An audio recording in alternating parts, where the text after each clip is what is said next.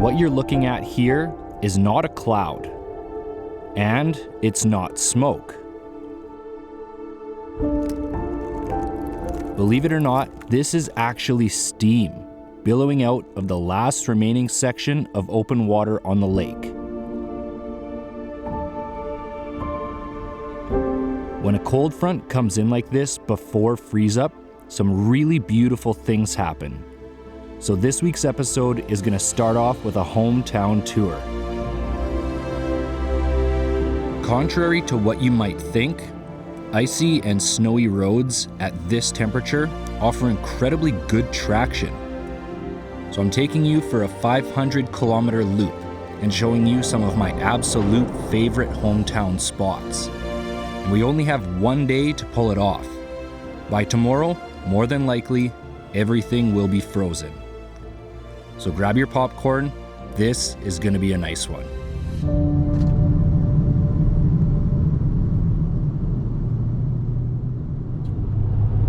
Up first, one of my favorite hometown drives, the Mission Road.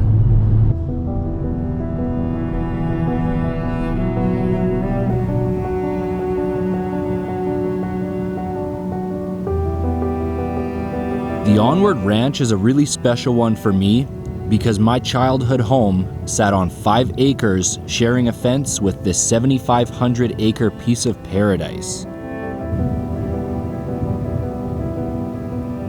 Separated today into 36 different titles, the history of the Onward dates back further than that of the city of Williams Lake. In fact, the Onward store is claimed to be the first non-log structure erected in the Cariboo, milled themselves on a steam engine sawmill.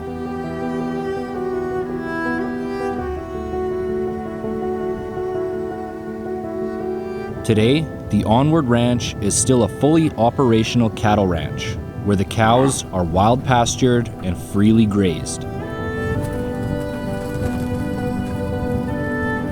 Growing up, we raised 14 cows per year, but just 2 of them fed our entire family. And the connection that gives you to the land, sharing it with the animals that help feed you, I think has contributed greatly to the appreciation I have for places today.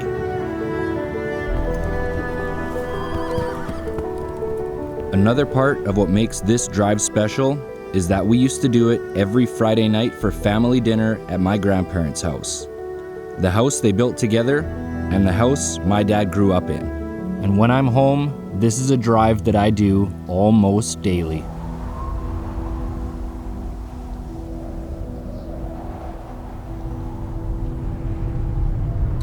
Stop number 2. We're heading just out of town, in fact out of the Cariboo, just into the Chilcotin. Road conditions, solid 3 out of 10.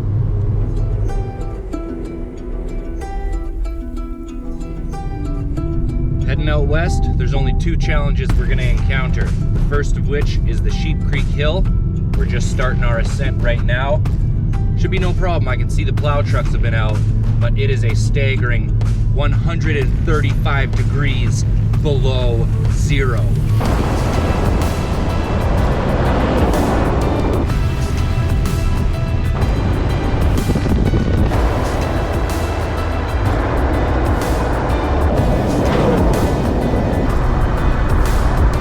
Challenge number 2 has arrived. From this turnoff to our destination is all just dirt road. Not yet sure if we'll be able to do it in the car.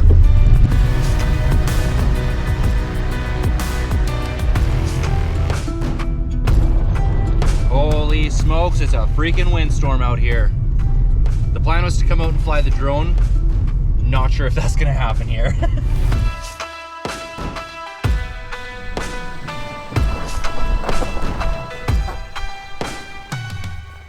Welcome to the Western winter windstorm. Gonna try to fly the drone. Probably not gonna happen here.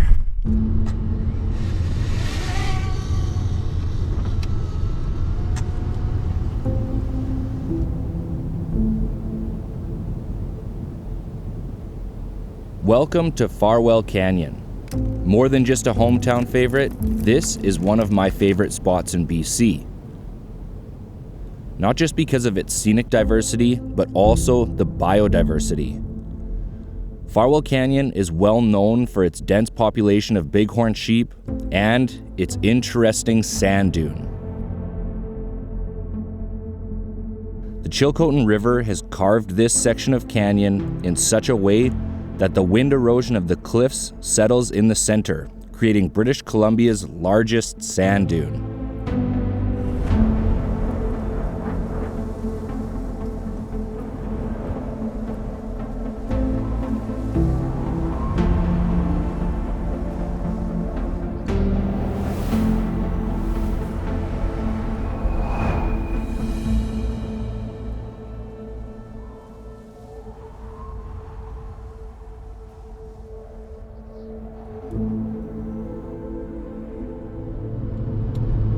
I want to do one more location for you guys, but these short winter days are making it difficult. It's about 100 kilometers east of Williams Lake. It's 2:15 right now. The roads are not great, but if it stays nice and cold like this, I should have plenty of traction to pull it off.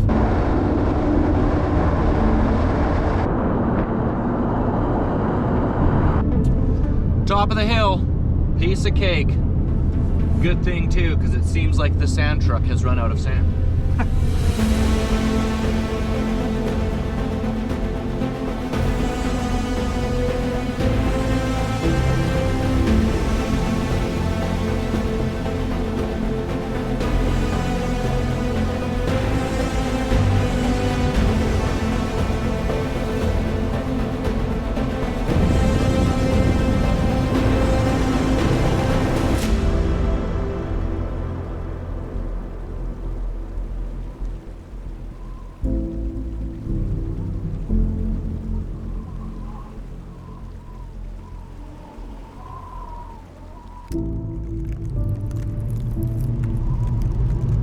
We're heading out to a little town called Likely. It's much higher elevation than Williams Lake, so the roads have been less than ideal. We're almost there, and I'm hoping it's going to be light enough to fly the drone. I wanted to do both of these locations while it was snowing just because it's going to be so beautiful, but it's made the trips much longer. I think we'll be there in about 10 minutes.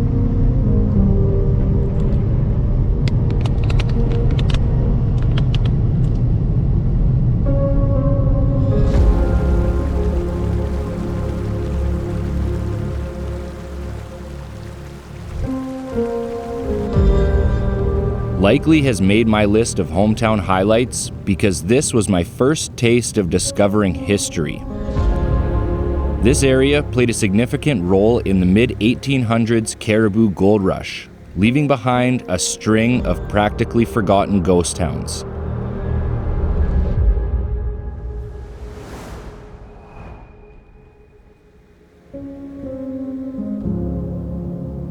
Today, it is just a small community of about 350 people at the outflow of Quesnel Lake. And since we're highlighting diversity, Quesnel Lake is the deepest fjord lake in the world, and it's surrounded by the only inland temperate rainforest in the world. This area has been drawing me in since the day I got my driver's license. And it was even the starting point of my first episode traveling in the motorhome.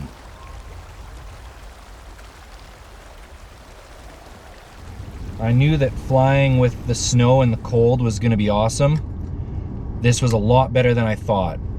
I think we got here absolute perfect timing, but the sun is pretty much down now. Got a big stressful drive back, and I have to be up bright and early. Let's mosey out of here.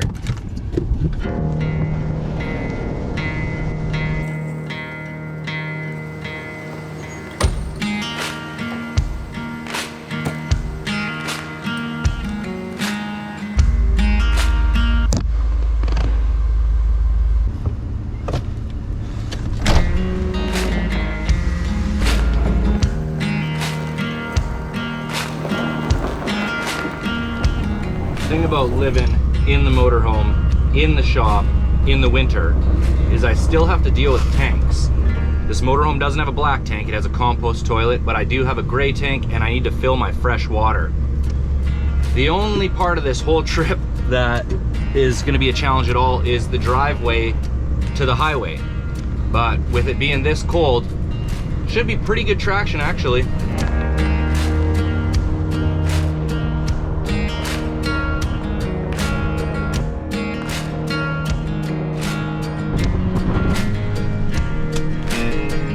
Here we go.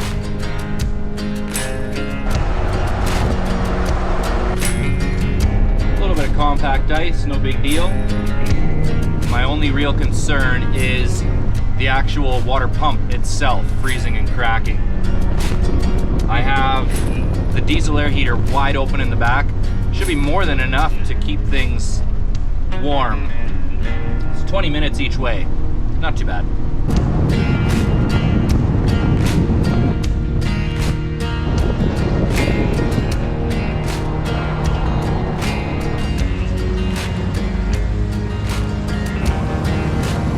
I think it's the vent line is frozen, so all the pressure can't get out of That it. makes sense, totally. Yeah.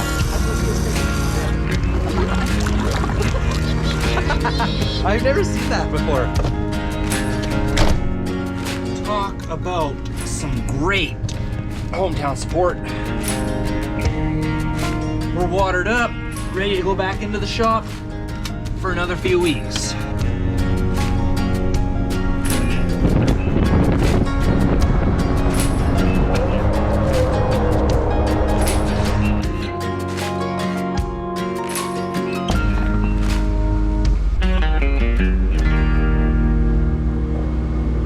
Doing this hometown tour video really meant a lot to me, getting to share with you guys some of the spots that I think really helped shape this channel into what it is today. And I also have some great big thank yous to give.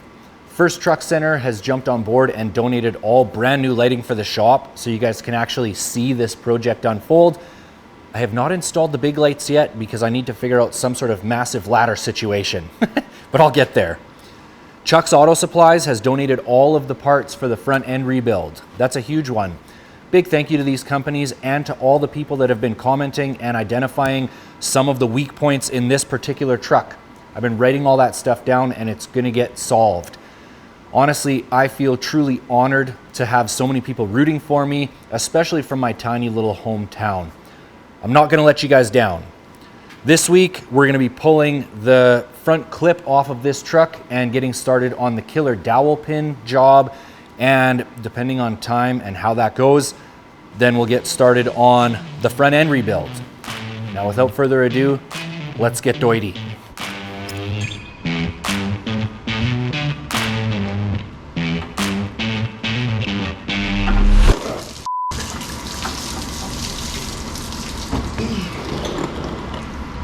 Off to an immediate bad start. Jeez Louise.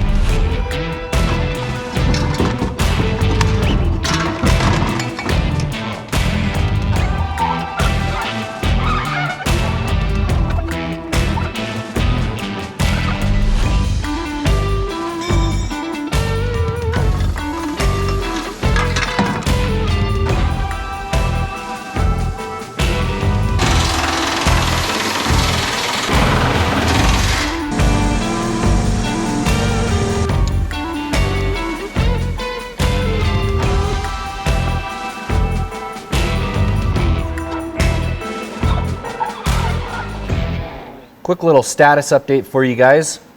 Super happy with the progress so far. The front of this truck is coming apart really nicely. I think all these oil leaks have contributed to that. Nothing's rusty, nothing is stuck. You don't actually have to pull off the whole front clip to do this job. The killer dowel pin is right underneath this timing cover, but pulling all this off is part of my learning curve for this particular engine. And as you can see, this motor needs some attention.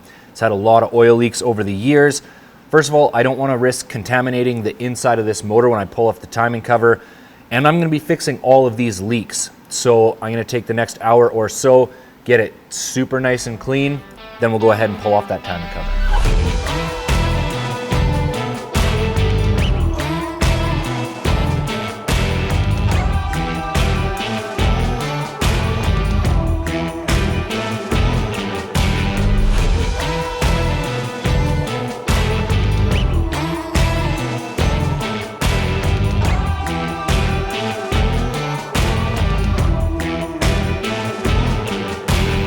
Here's the big moment. See what shape this dowel pin's in.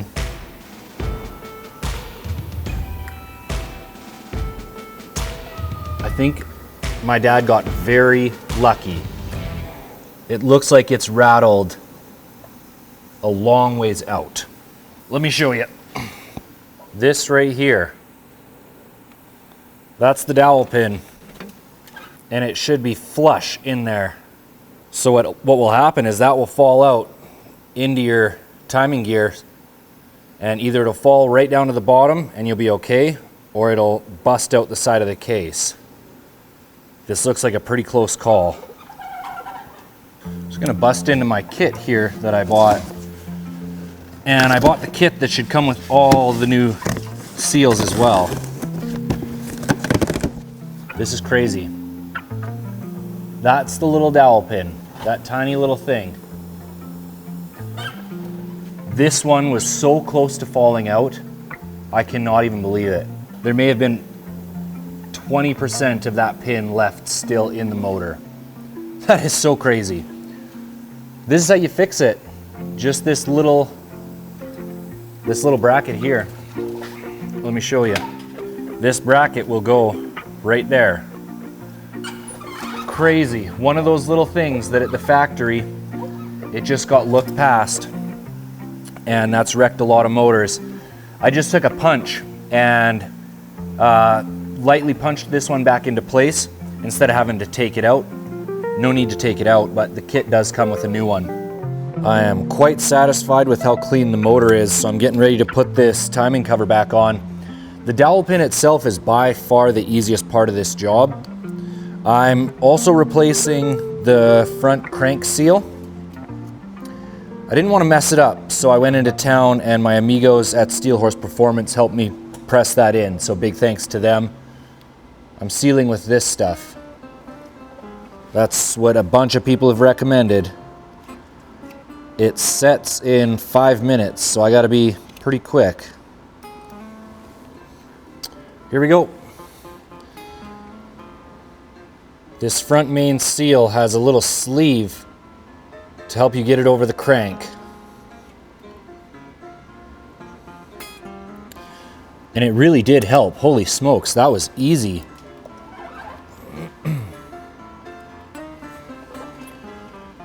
And I've been told you don't want to lube the crankshaft as you're putting this on. Whatever silicone you're using, make sure you read if there is a set time. This right stuff you can torque immediately as it's wet. The torque spec on each of these is 18 foot-pounds. My regular torque wrench doesn't go that low, so I'm using this old school one. She ain't fancy, but it will do the job just the same. I can hardly believe just how much oil, dirt, and grease was caked onto the front of this thing. But I got all the components cleaned up, bolted on, and the motor sealed up again. And this is about as far as we're gonna get into this project this week, because I wanna leave everything open for the front end rebuild as well. So let's get into our weekly cost breakdown. The killer dowel pin kit itself was $244. I went ahead and put a brand new water pump on here at 97 bucks. It's a no-brainer, and then I can have the other one as a spare.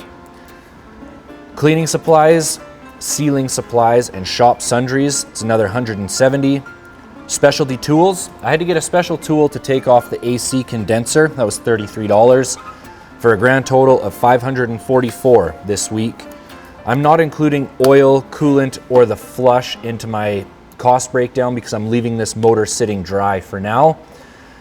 I'm beginning to realize just how much work I have to do to this truck to make a 20 to 30 minute entertaining episode for you guys. So that's why I decided to mix in some adventure stuff. So I'd love to hear your feedback on what you thought of this week's episode. So if you feel so inclined, please drop me a comment. Most of all, thanks for watching, everybody.